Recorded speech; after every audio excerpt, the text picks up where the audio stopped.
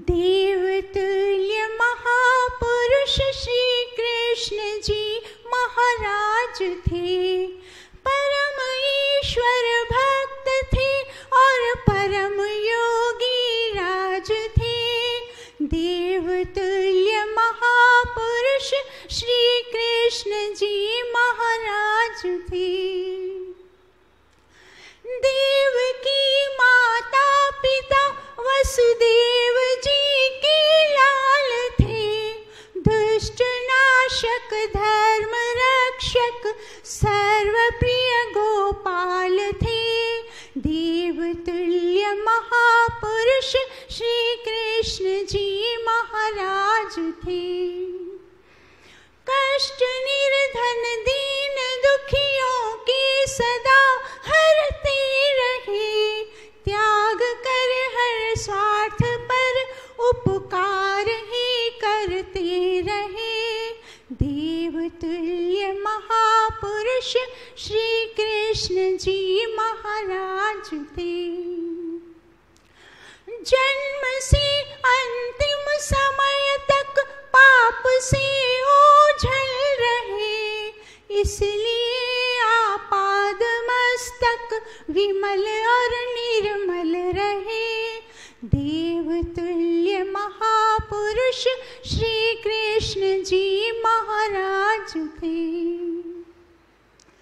जिंदगी भर में नहीं दुष्कर्म कोई भी किया है। महाभारत के अंदर व्यास जी ने लिख दिया।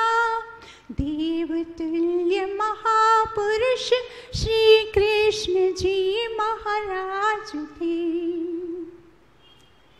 हर समय ही एकता थी मन वचन व्यवहार में।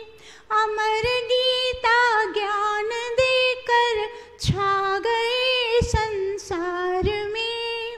देवतुल्य महापुरुष श्री कृष्ण जी महाराज थे।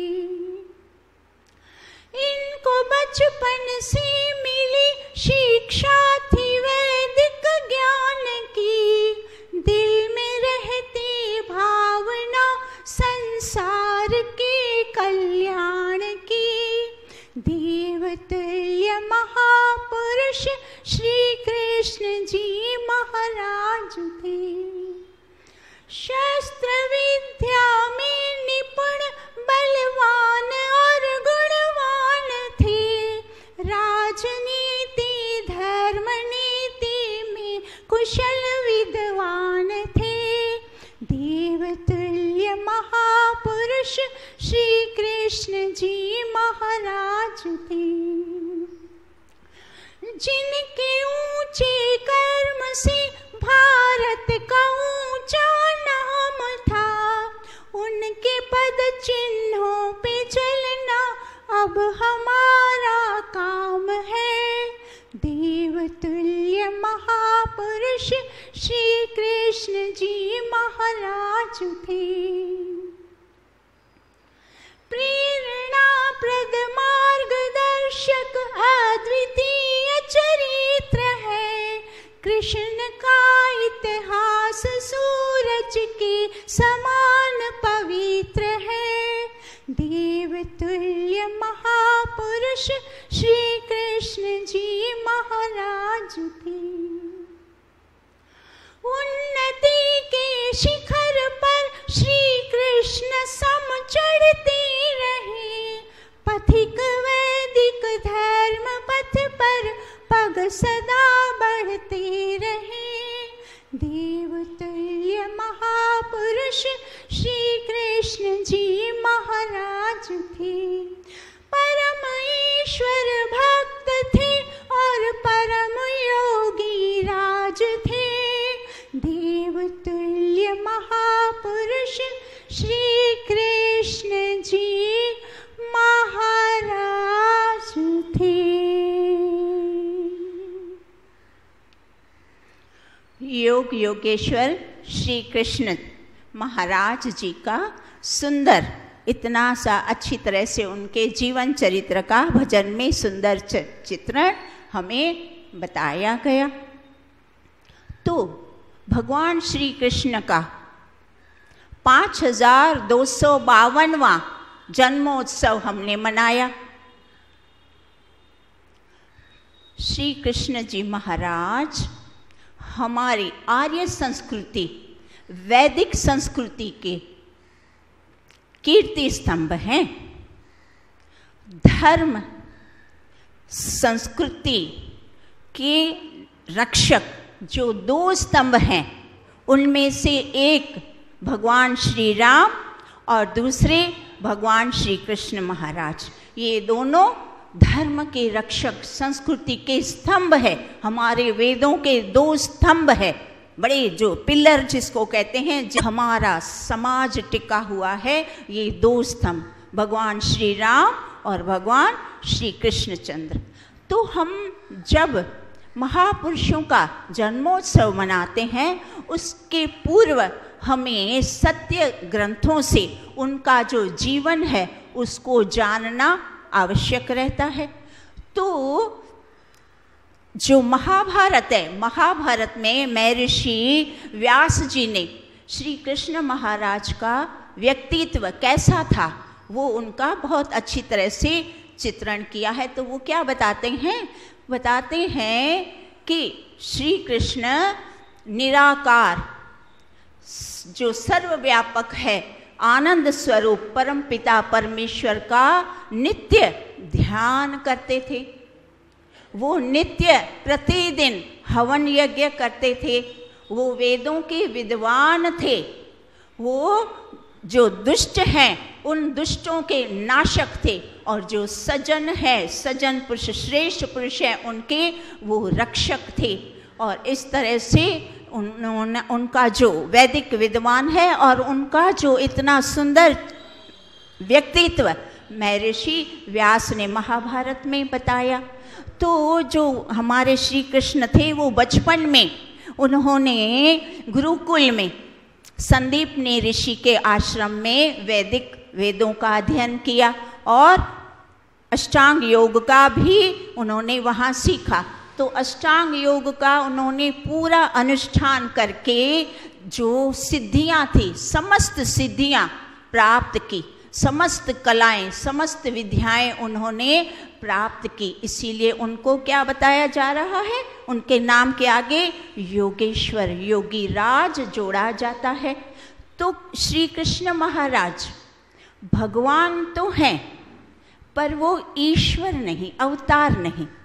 वो कैसे? तो आज हम उसको अच्छी तरह से समझने का प्रयास करते हैं। तो भग जो धातु है उससे भगवान शब्द उत्पन्न हुआ।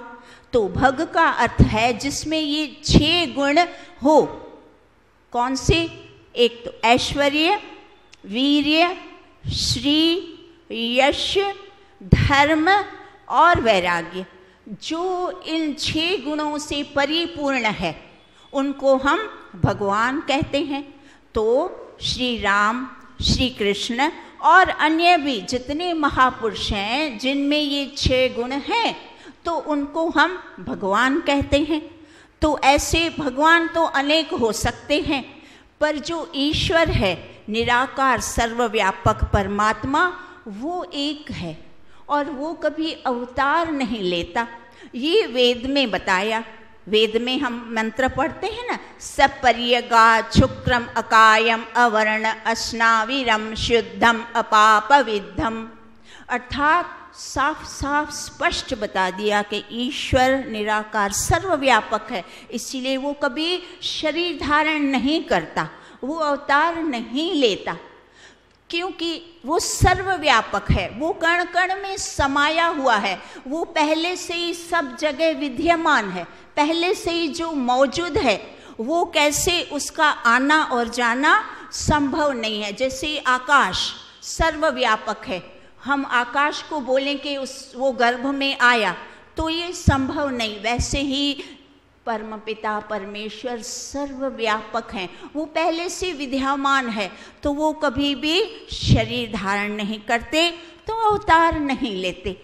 तो ये जो लोगों ने मिथ्या अवतारवाद बताया है कि जो रावण है और जो कंस है उनको ऐसे दुष्टों को नाश करने के लिए शरीर धारण करते हैं, तो आप जरा सोचिए, जो परमात्मा निराकार ईश्वर ने इतनी बड़ी सृष्टि, इतने बड़े ब्रह्मांड का बिना शरीर धारण किए जिसको रचना करी, उसको इस तुच्छ रावण और कंस जैसे क्षुद्र जीव को मारने के लिए शरीर धारण करने की कोई आवश्यकता नहीं है। वो तो अंदर और बाहर विद्यमान है, वो तो कभी भी ऐसे रावण और कंस जैसे क्षुद्र जीवों को यूं चींटी की तरह मसल सकता है। तो इसलिए इस बात से भी जो ईश्वर का अवतार सिद्ध नहीं होता।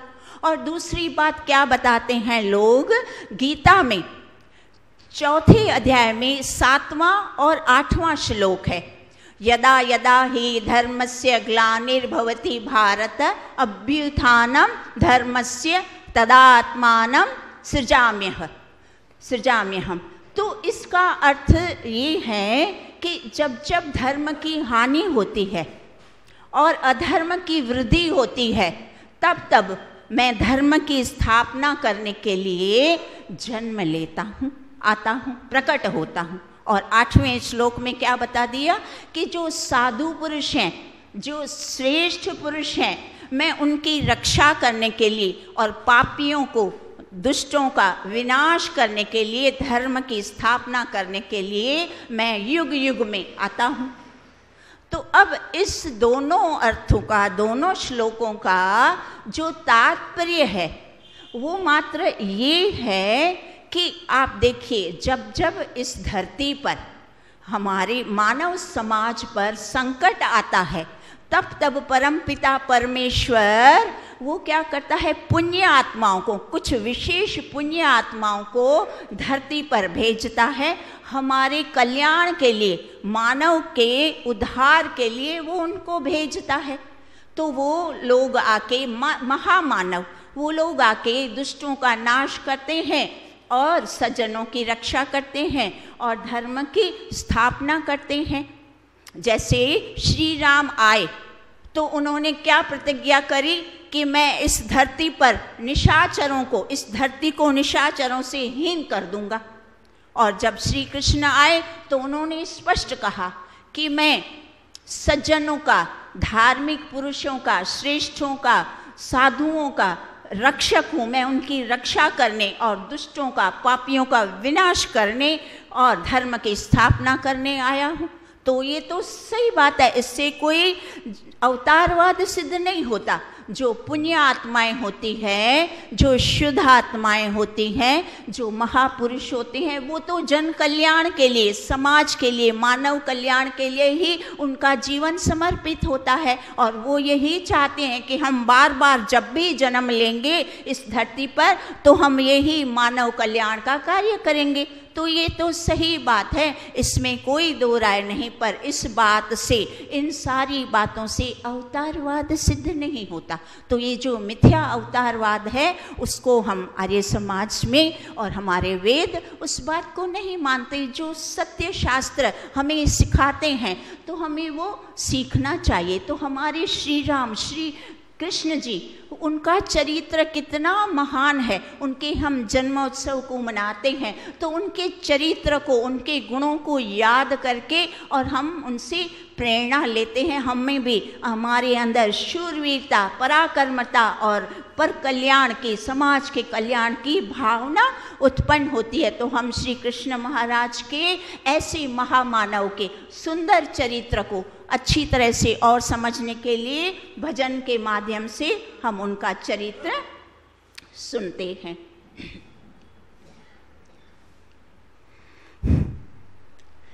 चरित्र महान है कृष्ण योगी राज का, कृष्ण योगी राज का आज भी है और कल भी रहेगा। चरित्र महान है कृष्ण योगी राज का, कृष्ण योगी राज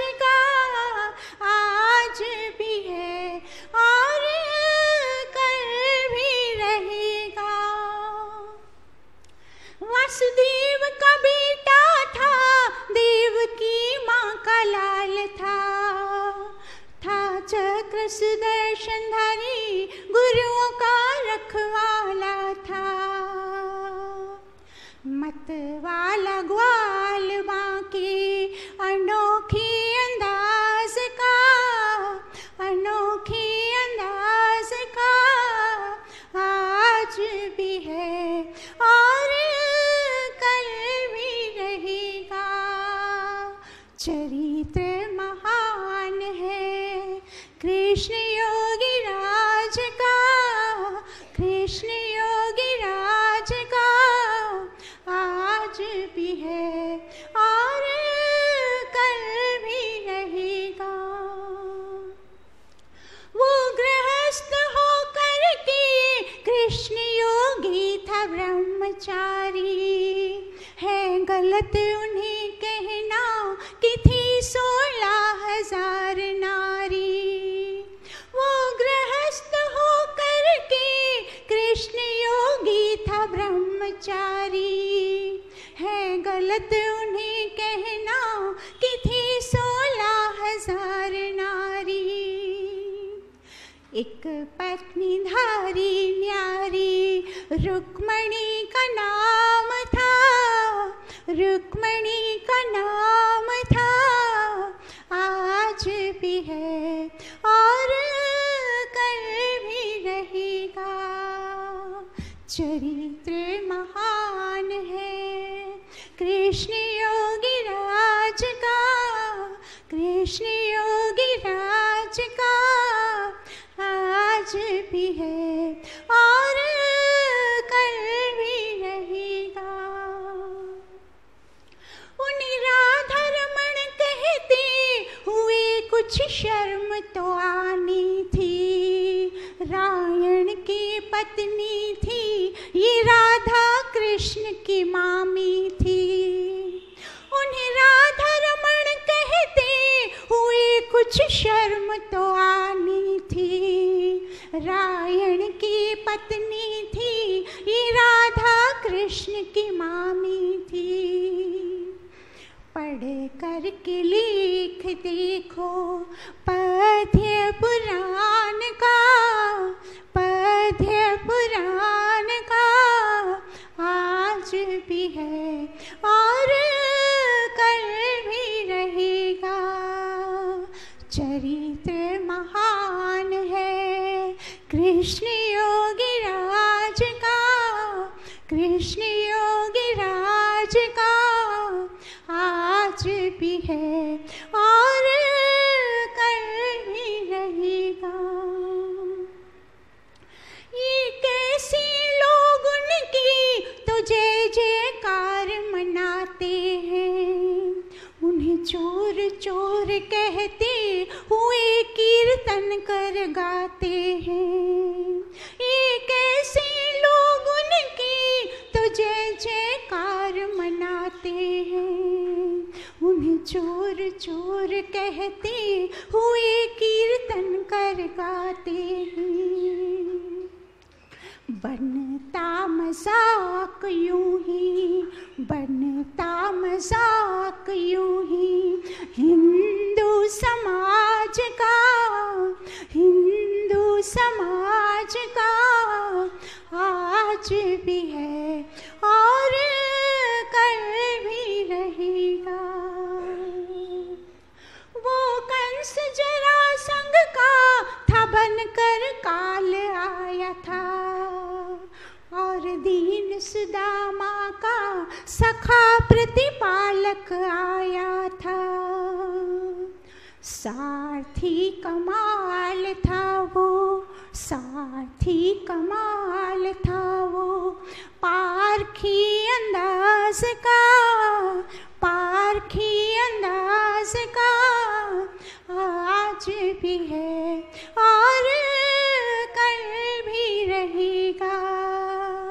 चरित्र महान है कृष्ण योगी राज का, कृष्ण योगी राज का आज भी है और कल भी रहेगा, आज भी है और हमेशा रहेगा।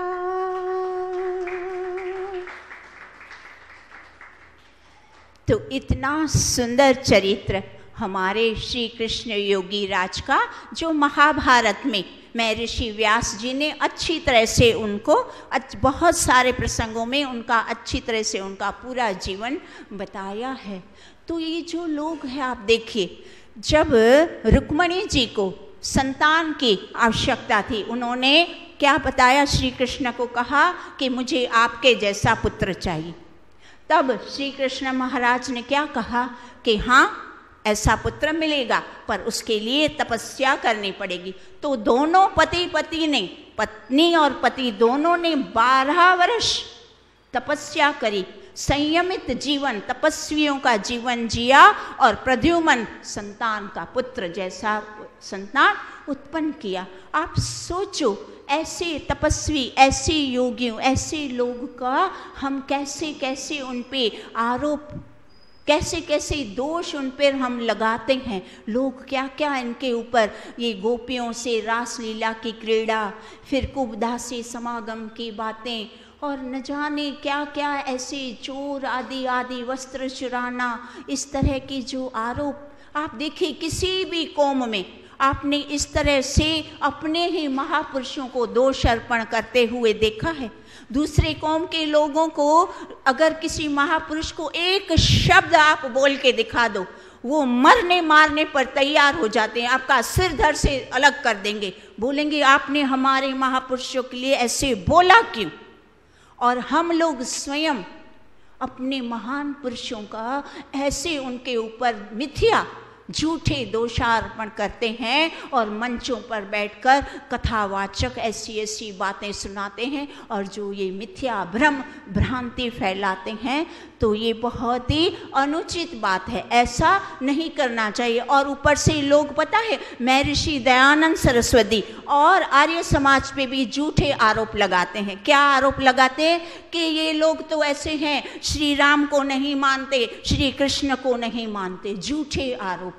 हम अब महान जो हमारे महर्षि दयानंद सरस्वती और हम आर्य समाजी जितना सही स्वरूप में श्री राम और श्री कृष्ण को मानते हैं, ऐसा कोई भी नहीं मानता। हम उनके सुंदर चरित्र को मानते हैं, उनका मान करते हैं, सम्मान करते हैं, उनको भगवान मानते हैं। उनके जो भी कर्म है, हम उनके कर्मों से प्रेरणा लेते हैं। और आप देखिए, जो महर्षि दयानंद सरस्वती हैं, उन्होंने क्या बताया है, जो सत्यार्थ प्रकाश है उसके 11वें समोल्लास में क्या बताते हैं, देखो श्री कृष्ण जी का इतिहास महाभारत में अति उत्तम है। उनका गुण, कर्म, स्वभाव और चरित्र आप्त पुरुषों के सदृश है, जिसमें कोई अधर्म का आचरण श्री कृष्ण जी ने जन्म से मरण पर्यंत कोई बुरा काम, कुछ भी बुरा काम नहीं किया। और इस भागवत वालों ने अनुचित मनमाने दोष लगाए हैं। दूध, दही, मक्खन, वस्त्र आदि की चोरी और कुब्जा दासी से समागम, पर स्त्रियों से रास मंडल क्रीड़ा आदि मिथ्या दोष श्री कृष्ण जी में लगाए हैं। इसको पढ़ पढ़ाकर सुन सुना के अन्य मत वाले श्री कृष्ण जी की बहुत सी निंदा करते हैं। जो यह भागवत वाले न होते, यह जो भागवत न होता, तो श्री कृष्ण के सदृश महात्माओं की झूठी निंदा क्यों कर होती। ये लिखने वाले महापापी हैं, इसीलिए हमें अपने महापुरुषों पे कभी भी इस तरह से कोई झूठा आरोपण नहीं करना चाहिए। हमारे महान पुरुष जिन्होंने हमारे देश, जाति और धर्म के लिए, आप देखिए उन्होंने क्या नहीं किया, उनका पूरा जीवन इसी कार्य के लिए समर्पित रहा और उनके भाव देखिए कैसे शुद्ध हैं। उन्होंने इस जन्म में आके भी यही घोषणा कर दी कि हम बार बार इस पृथ्वी पर जन्म लेंगे, जब जब इस पृथ्वी पर, इस धरा पर हमारे मानव समाज पर संकट आएगा और धर्म पर संकट आएगा, धर्म पर जो धर्म का नाश होगा और विधर्मियों का, और जब कभी भी विधर्मियों की वृद्धि होगी तब हम बार बार यहाँ आकर के इन दुष्टों का, इन पापों का नाश करेंगे, इन पापियों का नाश करेंगे और सज्जनों की, महापुरुषों की, साधु पुरुषों की, श्रेष्ठ पुरुषों की हम रक्षा करेंगे। और वो रक्षा करते हैं ऐसे जो महान पुरुष हैं, जो पूरा जीवन समर्पित करते हैं और बाद में भी बार बार जन्म लेकर कल्याण का, उद्धार करने का भाव रखते हैं। ऐसे महान पुरुषों के प्रति हमारा भाव कैसा होना चाहिए? इस तरह का अगर हम उनके ऊपर झूठे आरोप, मिथ्या आरोप लगाते हैं, उनका मजाक उड़ाते हैं, उनका उपहास करते हैं, तो आप सोचिए ये हमारी संस्कृति का, हम अपने ही, वो जिसको कहते हैं ना, अपने पेड़ पर कुल्हाड़ी मारना, हम जिस पेड़ पर बैठे हुए मूर्खों की तरह हम उसी डाली को काटे जा रहे हैं।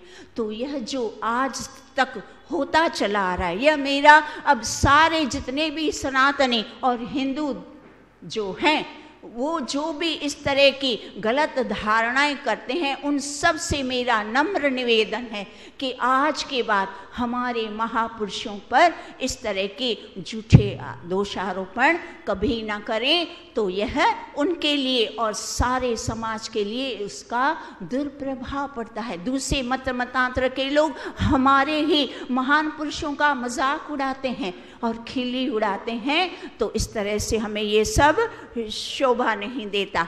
तो आज हमने श्री कृष्ण जी महाराज जी का जो कुछ दिन हमने पहले ही उनका जन्मोत्सव मनाया। तो हम महापुरुषों के जन्मोत्सव क्यों मनाते हैं? ताकि उन्होंने हमें अपने जीवन में आकर जो शूरवीरता, जो महापराक्रम किए, जो महापराक्रमी थे, शूरवीर थे, तो हम भी अपने जीवन में शूरवीर बने, पराक्रमी बने, कायरता को छोड़ दें, मिथ्या भ्रांतियों को छोड़ करके, और हम उनके कदम चिन्हों पर चलें। उनके जो उन्होंने कार्य किए, हम उन्हीं कार्यों को अपने जीवन में धारण करें, कुछ अंशों के लिए धारण करें, और उनको इस तरह से उनका मान, सम्मान, आदर हमेशा से स्वयं भी करें और दूसरों से भी करवाएं।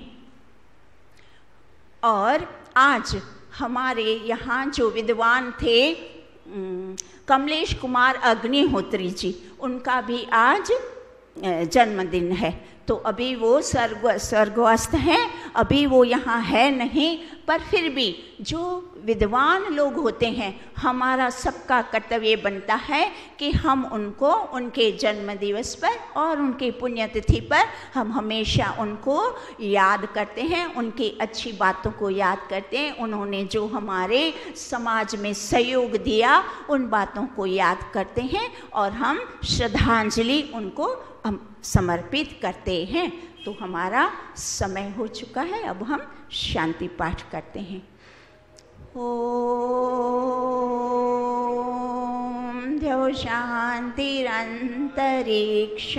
शांति पृथ्वी शांति रापः शांति रोषधयः शांति वनस्पतयः शांतिर्विश्वे देवा शांति ब्रह्म शांति सर्वं शांति शांतिरेव शांति सामा शांतिरेधि। ओम शांतिः शांतिः शांतिः। सर्वेभ्यो नमः। बोलो भगवान श्री कृष्ण महाराज की जय।